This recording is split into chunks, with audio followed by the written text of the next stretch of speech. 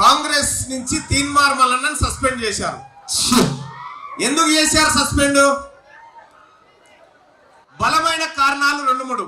తీన్మార్ మల్లన్నకు Congress party show cause notice ఇచ్చింది. ఎందుకు ఇచ్చిందంటే తెలంగాణ రాష్ట్రంలో గాడిదలు ఎన్నున్నాయంటే 2000 గాడిదలు ఉన్నాయని ప్రభుత్వం పుస్తకంలో ప్రచురించింది. తెలంగాణ రాష్ట్రంలో పందులు ఎన్నున్నాయంటే 2,80,000 పందులు తెలంగాణ రాష్ట్రంలో ఉన్నాయని ప్రభుత్వం ప్రకటించింది.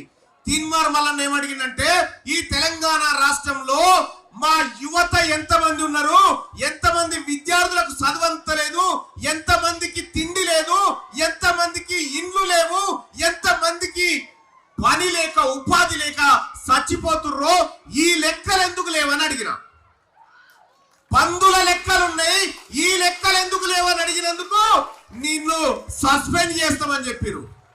నాకు షోకాజ్ నోటీస్ ఇచ్చిరు. ఏమని? నువ్వు వారం రోజుల లోపల వివరణ ఇవ్వాలి. నువ్వు ఈ ప్రభుత్వం ఇచ్చినటువంటి ఏది పార్టీ ఇచ్చిన షోకాజ్ నోటీస్ వివరణ ఇవ్వాలంటే నేను వాళ్ళు ఇచ్చిన షోకాజ్ నోటీసును లైవ్ లోకి తీసుకొచ్చి 2గా చింపి ఏం పీక్కుంటావు పీక్కోపో అని చెప్పిన. That is Teenmar Mallanna. Party సస్పెన్షన్లకు షోకాజ్ నోటీసులకు తీన్మార్ మల్లన్న భయపడడు.